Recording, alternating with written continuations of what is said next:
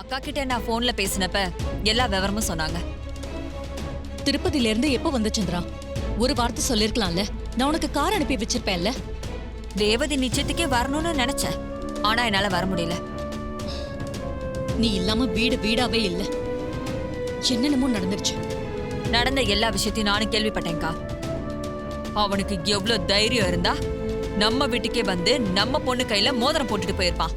எனக்கும் அதை நினைக்க நினைக்க ஆறவே மாட்டேங்குது. கோவப்படாதக்கா. அவன் எப்படி திட்டம் போட்டு ரேவதி கையில மோதிரம் போட்டானோ அதே மாதிரி நாமளும் திட்டம் போட்டுதான் அவனை தோக்கடிக்கணும். ரொம்ப சரியா சொன்னீங்க. நாம சரியா பிளான் போட்டா மட்டும்தான் கார்த்திய ஜெயிக்க முடியும். அது தெரிஞ்சுதான் அவனை தோக்கடிச்சு ரேவதி கல்யாணத்தை நடத்துறதுக்கு ஒரு சூப்பர் பிளானோட வந்திருக்கேன்.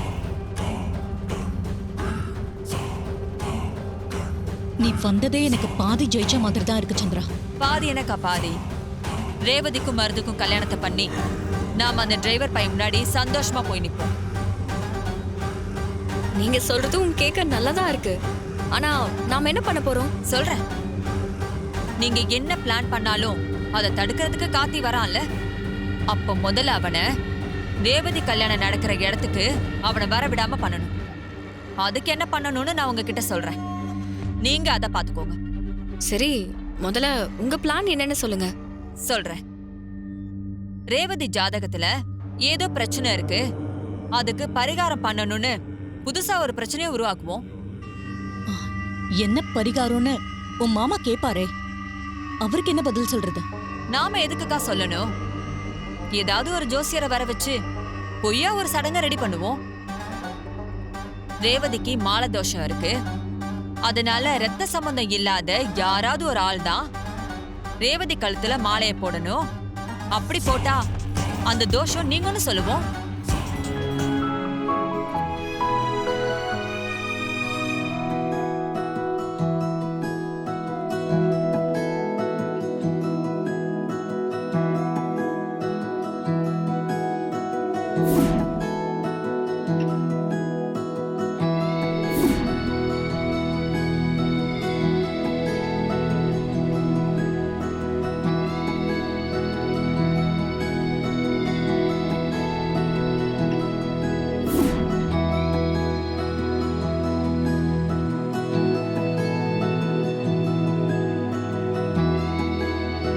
இருட்டுல எனக்கு மோதிரம் மாத்தினது யாரா இருக்கும்?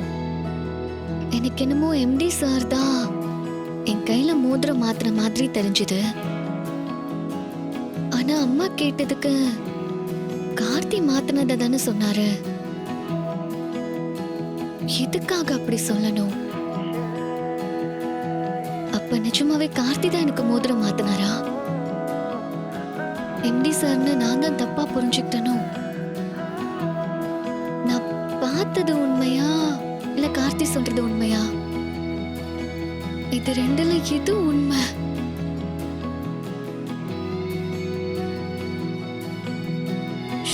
யோசிச்சு யோசிச்சு என் தலையே வெடிக்குது. மணி வர ஆகுது. நடந்த உண்மையை தெரிஞ்சுக்காம எனக்கு தூக்கமும் வரல. இப்ப என்ன பண்றது? பேசாம சார் கால் பண்ணி கேட்கலாமா?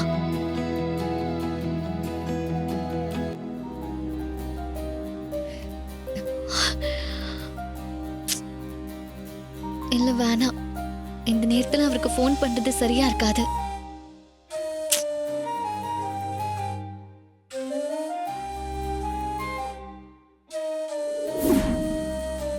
இந்த மோதிரத்தை யார் போட்டிருப்பா?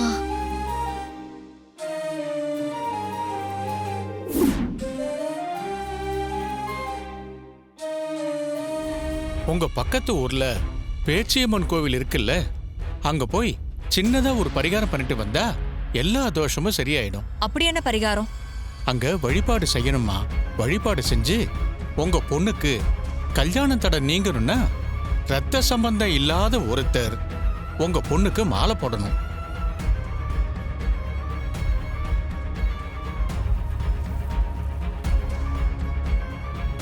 அப்படி மாலை போட்டா எல்லா தடையும் நீங்கி இந்த கல்யாணம் நல்லபடியா நடக்கும். மால தோஷமா? இது என்ன புதுசா இருக்கு? அப்பா, அம்மா திருப்திக்காக ஏதாவது பண்ணிட்டு போகட்டும்பா, விடுங்க. இந்த பரிகாரத்தை எப்ப பண்ணணும் ஜோசியரே? அம்மா, இன்னைக்கு ரொம்ப விசேஷமான நாள்மா. நல்லதை எதுக்கு தள்ளி போட்டுக்கிட்டு இருக்கீங்க? இன்னைக்கே நான் சொன்ன தோஷத்தை கழிச்சிருங்க. அப்படியா சொல்றீங்க? அப்படின்னா இப்பவே கோயிலுக்கு போயிட்டு வந்துடலாம். சித்தி, என்னால லீவ் எல்லாம் போட முடியாது. ரேவதி, நீ லீவ் எல்லாம் போட வேண்டாம். உங்க எம்டி சார் கிட்ட நீ சாயங்காலம் கோயிலுக்கு வரதுக்கு பெர்மிஷன் மட்டும் கேள்.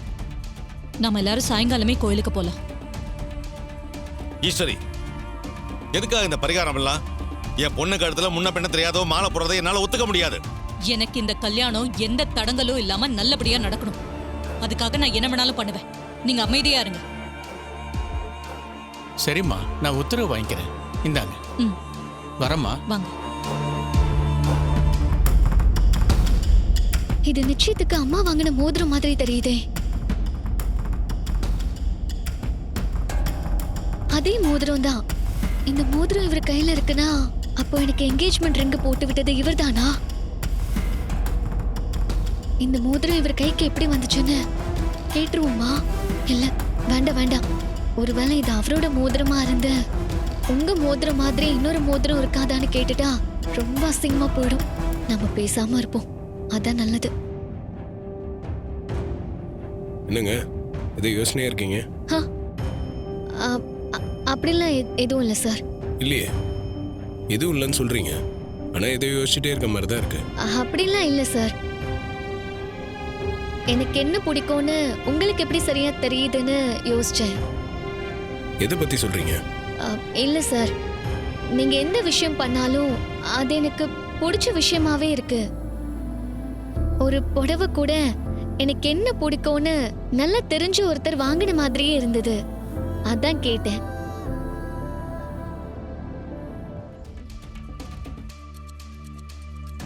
மேடம் எதுக்கு திடீர்னு ஃபோன் பண்ணி வர சொன்னாங்க? ஏதாவது முக்கியமான விஷயமா இருக்குமோ? ம்.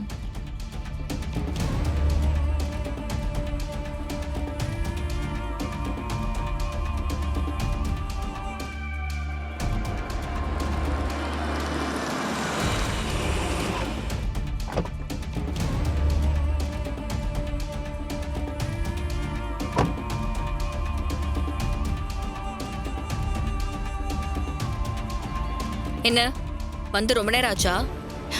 இல்ல மேடம், இப்பதான் வந்தேன். சாமுண்டேஸ்வரி மேடம் வரலையா? நீங்க வந்திருக்கீங்க. அவங்க வர வேண்டியதா தான் இருந்துச்சு. திடீர்னு முக்கியமான வேலை விஷயமா வெளியே போயிட்டாங்க.